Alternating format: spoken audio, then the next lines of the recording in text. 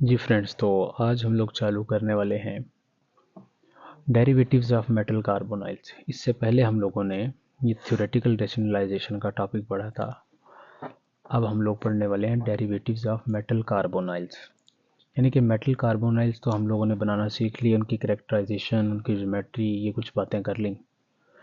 अब उनके डेरिवेटिव कैसे बनेंगे। डेरिवेटिव से क्या मुराद होता है कि प्योर मेटल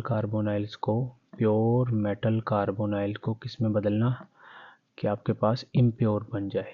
इम्प्योर का मतलब क्या है, ligand बदलाना। Metal carbonyls undergo various reactions to form derivatives in which CO ligands are retained but the metal center gains charge or additional ligands। तो जो पहले लगी हुई थी लाइगेंड वो तो जुड़ी रहेंगी, या उनमें से एक दो उतर सकती है, लेकिन सारी नहीं उतरेंगी, ठीक है। और या फिर जब उतरेंगी तो नई लाइगेंड्स भी आ सकती हैं, जिसकी वजह से चार्ज डेवलप हो सकता है या लाइगेंड्स इजाफी आ सकती हैं। इस चीज़ को आप कैसे देखेंगे। मान लिया MCO4 था, एक CO आपने निकाल दी तो क्या बन जाएगा, MCO3 बन जाएगा, ठीक है ना। और एक आपने लाइगेंड लगा दी अमोनिया, तो क्या बन जाएगा, MCO3 और साथ में क्या आ जाएगा, NH3। ये जो नई लाइगेंड आई है ये अब क्या कहलाएगा, डेरिवेटिव कहलाएगा। किसका, इसका। एक चीज़ क्लियर होगी।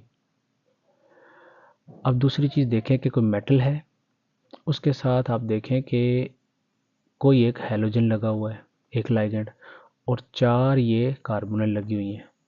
आपने क्या किया कि एक हैलोजन उतार दिया। जब एक हैलोजन उतार दिया तो हैलोजन एक नेगेटिवली चार्ज स्पीशी है, तो मेटल के ऊपर क्या आ जाएगा, प्लस चार्ज, और CO4 तो वैसे ही रहा। तो ये भी क्या कहलाएगा, लाइगेंड सब्स्टिट्यूशन या डेरिवेटिव बनाना ही कहलाएगा। The most important derivatives of are carbonylate anion. Carbonylate anion होता है एक डेरिवेटिव, दूसरा कार्बोनाइल हाइड्राइड, और तीसरे होते हैं कार्बोनाइल हेलाइड्स, ठीक है ना। कार्बोनाइलेट एनाइंस, कार्बोनाइल हाइड्राइड्स और कार्बोनाइल हेलाइड्स।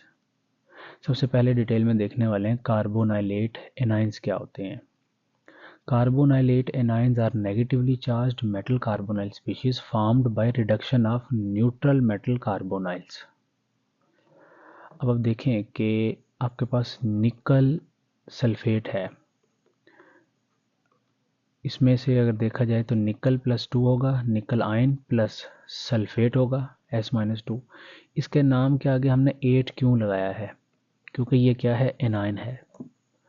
सल्फ्यूरिक एसिड से सल्फेट, नाइट्रिक एसिड से नाइट्रेट, कार्बोनिक एसिड से कार्बोनेट, थायोनिक एसिड से थायोनेट, इसी तरीके से मेटल कार्बोनाइल से कार्बोनाइलेट, ठीक है।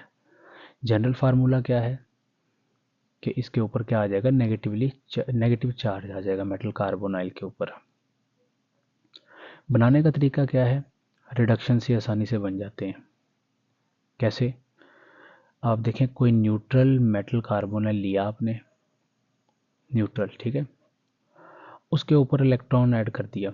अब ये इलेक्ट्रॉन इसने जज़ब कर लेना है, जब ये ऑब्जॉर्व करेगा तो इसके ऊपर ओवरऑल चार्ज क्या आ जाएगा, नेगेटिव चार्ज आ जाएगा। और ये काम हम करते हैं अल्कली मेटल से, क्योंकि अल्कली मेटल क्या है, रिड्यूसिंग एजेंट्स होती हैं।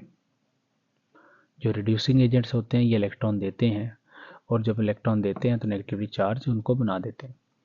तो प्रिपरेशन कैसे करेंगे, रिडक्शन कर देंगे मेटल कार्बोनाइल की अल्कली मेटल के साथ ट्रीट करने से, तो मेटल कार्बोनाइलेट बन जाएंगे। एग्जाम्पल, आयरन पेंटा कार्बोनाइल ले लिया आपने, 2 सोडियम से आपने क्या किया, ट्रीट किया, और ये Na2FeCO4 बन गया, सोडियम आयरन टेट्रा कार्बोनिल बन गया।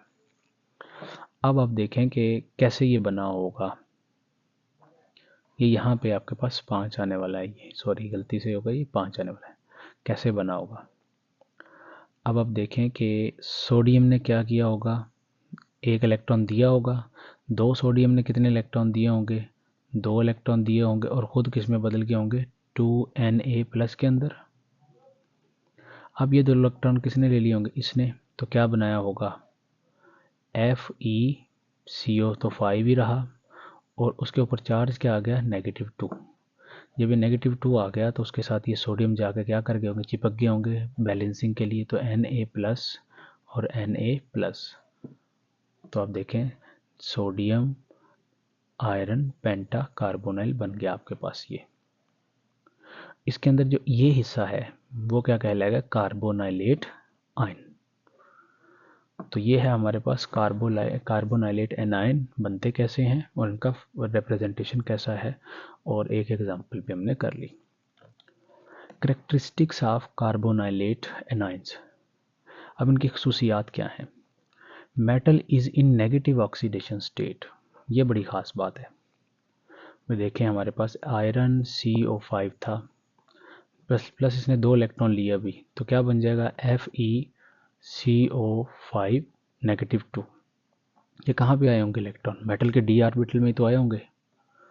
जब d ऑर्बिटल में आए होंगे तो मेटल इलेक्ट्रॉन रिच होगी। मेटल तो वैसे भी इलेक्ट्रोपॉजिटिव्स हैं, तो ये इलेक्ट्रॉन एक्सेप्ट नहीं करना चाहती, लेकिन ज़बरदस्ती को इनसे स्ट्रॉन्ग भी आ जाए सामने, तो ये मजबूरन लेने पड़ते हैं इनको। तो मेटल्स आर इलेक्ट्रॉन रिच, और इनमें इनकी ऑक्सीडेशन स्टेट क्या हो जाती है, नेगेटिव में चली जाती है। यहाँ पे अगर कोई आपसे पूछे कि आयरन की ऑक्सीडेशन स्टेट क्या है, तो आप कहेंगे -2। यहाँ पे कितनी है, 0। स्ट्रॉन्ग न्यूक्लियोफाइल, अब ये मजबूरन न्यूक्लियोफाइल के तौर पे काम करेंगे, क्योंकि इनके ऊपर क्या आ चुका है, नेगेटिव चार्ज आ चुका है। नेगेटिवली चार्ज स्पीशीज़ न्यूक्लियोफाइल जब वो 2 इलेक्ट्रॉन दे। यूजुअली 18 इलेक्ट्रॉन स्पीशीज़ होती हैं ये, इनके पास 18 इलेक्ट्रॉन होते हैं। Highly reactive and air sensitive. Highly reactive मतलब रिएक्शन करने में तेज़ी दिखाते हैं, क्योंकि मेटल के पास तो इलेक्ट्रॉन एक्सेस में है, तो मेटल क्या कह चाहेगी कि मुझसे ये जो लोन है वो कोई ले जाए, तो अल्टीमेटली वो रिएक्शन फौरी तौर पे कर देगी। एयर सेंसिटिव होते हैं, अगर इनको एयर में रखा जाए तो ये ऑक्सीजन के साथ रिएक्ट करना चालू कर देते हैं और क्या बना देते हैं, ऑक्साइड्स, जिसकी वजह से खुद क्या हो जाते हैं, डिग्रेड। रिएक्टिविटी की बात की जाए तो न्यूक्लियोफिलिक सब्स्टिट्यूशन रिएक्शन कर सकते हैं ऑर्गेनिक हैलाइड्स के ऊपर। यानी कि आपने बना लिया ये FeCO5 -2 बना लिया, अगर आप अब इसका अल्काइल हैलाइड के साथ रिएक्शन कर देंगे तो इसने क्या करना है, न्यूक्लियोफिलिक तौर पे इस पर अटैक करना है, इसको बाहर निकाल देना है। तो क्या बनेगा आपके पास, या 1 इलेक्ट्रॉन से दे दिया इसको, ये -1 चार्ज रख लिया, सपोज्ड एग्जांपल है। तो क्या बनेगा, R आयरन के साथ बॉन्ड और उसके बाद CO5 और प्लस X क्या हो जाएगा, बाहर निकल जाएगा ये। तो न्यूक्लियोफिलिक रिएक्शन जितने भी SN1 SN2 वो इनसे करवाए जा सकते हैं। It is precursor for hydride and halide formation. यानी कि ये जो दूसरे 2 डेरिवेटिव्स हैं, carbonyl halides, hydrides and carbonyl halides, वो भी इसी से बन सकते हैं। और कार्बन कार्बन बॉन्ड फॉर्मेशन अगर करवानी हो आपने, तो वो ये आसानी से करवा सकते हैं। एग्जाम्पल नीचे मैंने लिख दी है वही। मैंगनीज पेंटाकार्बोनाइल, एक नेगेटिव चार्ज ले लिया, इसका मतलब कार्बोनाइलेट आयन ले लिया, इसने अटैक करना है इसके ऊपर और ये हैलोजन को बाहर, तो ये न्यूक्लियोफिलिक अटैक हो गया। तो ये 4 इंपॉर्टेंट बातें आप याद रखेंगे, ये पूछ ली जाती हैं। Metal is in negative state, strong nucleophile, 18 electron species, highly reactive and air sensitive. अब नेक्स्ट है हमारे पास कार्बोनाइल हाइड्राइड्स। नाम से जाहिर है कि हमारे पास कार्बोनाइल कंपाउंड होगा और उसमें हाइड्रोजन आया होगा। अब इनका जनरल फार्मूला ये वाला, आप इसको थोड़ा सा समझ लें कि हाइड्रोजन जुड़ा हुआ हो मेटल के साथ, और मेटल के पास लाइगेंड्स हों काफ़ी ज़्यादा, मान लिया CO5, ऐसा लिख लिया। मेटल की इलेक्ट्रोनेगेटिविटी क्या होती है, बहुत कम, तो ये क्या होगा, डेल्टा पॉजिटिव चार्ज एक्वायर करेगा और ये डेल्टा नेगेटिव। जब हाइड्रोजन डेल्टा नेगेटिव हो जाए या पूरा नेगेटिव हो जाए तो उसको बोला जाता है हाइड्राइड। ठीक है। H पॉजिटिव क्या होता है, प्रोटॉन। H क्या होता है, H सिर्फ न्यूट्रल एटम होता है, और इसको हम लोग क्या बोल सकते हैं, H एटम ही बोलेंगे या रेडिकल बोल देंगे। और H नेगेटिव क्या होगा, हाइड्राइड। ये ऑक्सीडाइजिंग एजेंट, ये रिड्यूसिंग एजेंट, ये बेचारा दोनों कर सकता है, ले भी सकता है और दे भी सकता है। इसके पास 2 इलेक्ट्रॉन, इसके पास कोई इलेक्ट्रॉन नहीं, इसके पास 1 इलेक्ट्रॉन। तो यहाँ पे हाइड्राइड की बात की जा रही है यहाँ पे। Metal carbonyl hydrides are derivatives in which one or more hydrogen atoms are bonded directly with the metal as metal hydride. वही बात, हाइड्रोजन मेटल के साथ जुड़ा होना चाहिए। अब प्रिपरेशन कैसे कर सकते हैं? They are formed by protonation of carbonylate anions. Carbonylate anions जो होते हैं, जो बनाए होते हैं, उनके अगर हम ऊपर एसिड गिरा दें या प्रोटोनेट कर दें तो हम लोग इनको बना सकते हैं। कैसे? भाई नेगेटिव चार्ज था, कार्बोनाइलेट एनाइन लिया, H के साथ उसको ट्रीट किया तो H आके चिपक जाएगा यहाँ पे, तो ये आपके पास मेटल कार्बोनाइल हाइड्राइड बन गया। सिंपल सी एग्जांपल है COCO4, इसको एक इलेक्ट्रॉन दिया आपने किसी तरीके से, तो ये क्या बन गया? COCO4 नेगेटिव चार्ज बन गया। एसिडिक मीडियम में रखा इसको तो ये H पकड़ लेगा इसको, ठीक है ना। तो अब ये चीज़ें क्या बनी है, ये वाली, ये कार्बोनाइल हाइड्राइड्स बन चुके हैं, क्योंकि मेटल के साथ कौन जुड़ा हुआ? हाइड्रोजन, मेटल के साथ हाइड्रोजन, ठीक है। करेक्टरिस्टिक्स क्या है इनकी? कंटेन मेटल हाइड्रोजन बॉन्ड, सबसे इंपॉर्टेंट बात, metal hydrogen bond. Often acidic, H can be released, भाई जब ये H इसके साथ बंधा हुआ है मेटल के साथ तो ये निकल भी तो सकता है, तो ये H कैन बी रिलीज्ड, तो हम लोग बोलेंगे ये एसिड के तौर पे भी काम कर सकते हैं। मोस्टली ओबे 18 इलेक्ट्रॉन रूल, ये 18 इलेक्ट्रॉन रूल को जनरली फॉलो करते हैं। एक्ट्स एज रिड्यूसिंग एजेंट, ये रिड्यूसिंग एजेंट के तौर पे भी काम करते हैं। यहाँ पे मैंने पहले बता दिया था कि hydride donors are reducing agent, ठीक है ना। सिंपल सी एग्जांपल अगर मैं दूं आपको रिड्यूसिंग एजेंट्स की, तो आप इस तरीके से देख सकते हो कि HCO4 ये था आपके पास, आप चाहते हैं कि ये काम करें अल्कीन के ऊपर और आप इसको अल्केन बनाएं, CH3CH3, तो ये काम ये करवा देगा, ठीक है ना। इसने क्या करना है, एक हाइड्रोजन निकालना है और इसके ऊपर चिपका देना है, इसी तरह के दूसरे मॉलिक्यूल ने ये हाइड्रोजन निकालना है और इसके ऊपर चिपका देना है, तो डबल बॉन्ड टूट जाएगा ये तो ये अल्केन बन जाएगा। तो this is reduction. Reactivity, participate in hydrogenation reactions, यही एग्जांपल मैंने दे दी आपको। Involve in hydroformylation catalysis, aldehydes की सिंथेसिस को बोला जाता है हाइड्रोफॉर्माइलेशन, ठीक है ना। या ऐसा देखें, hydrogen gas plus carbon monoxide gas की मौजूदगी में ये CHO ग्रुप बनता है, तो ये जो काम करवा रहे होते हैं कि कार्बन मोनोऑक्साइड और हाइड्रोजन को मिलाना और अल्डिहाइड बनवाना, ये जो कैटालिस्ट होते हैं ये हाइड्रोफॉर्माइलेशन कैटालिस्ट होते हैं, क्योंकि हमारे पास ये मेटल कार्बोनाइल ही कैटालिस्ट के तौर पे काम करते हैं, तो डेट्स वाई ये कार्बोनाइलेशन करवाते हैं, ठीक है ना।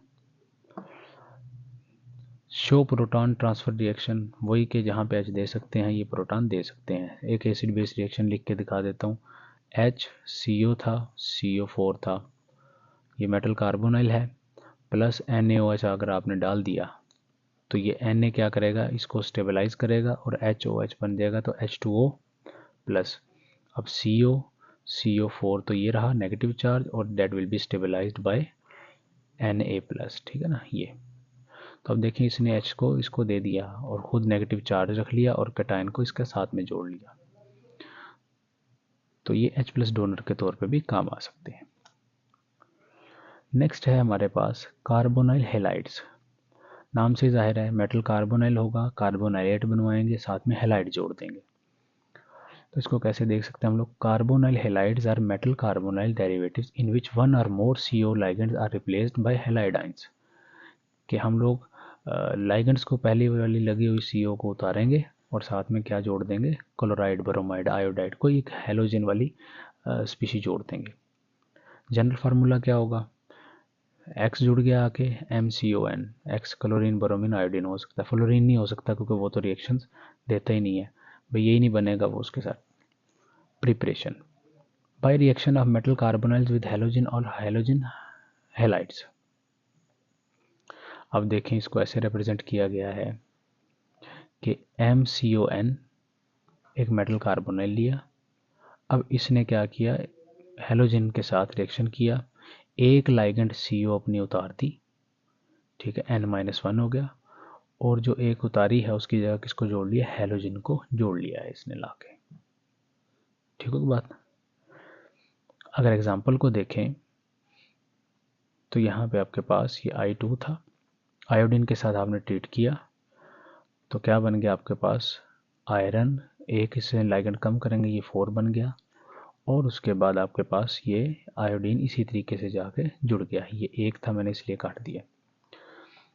सिंपल से और कैसे समझ सकते हैं, आपने CO4 बनाया, मेटल कार्बोनाइलेट लिया, प्लस इसका अटैक करवा दिया हेलोजन के ऊपर, X और X के ऊपर, ये इसके ऊपर अटैक करेगा, ये बाहर, तो क्या बन जाएगा X बॉन्डेड टू CO हो गया और CO4 हो गया प्लस X नेगेटिव, तो ये क्या बन गया आपके पास carbonyl halide.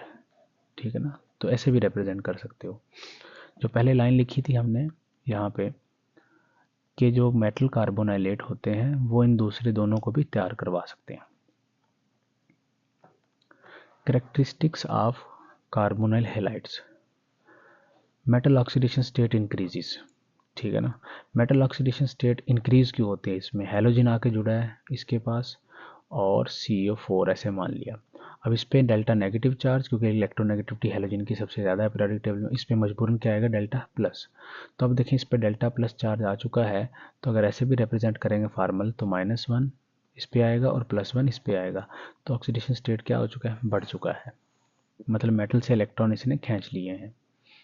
Less volatile than parent carbonyls, ये देखा गया है कि जो पेरेंट कार्बोनाइल होते हैं उनसे ये लेस वोलाटाइल होते हैं।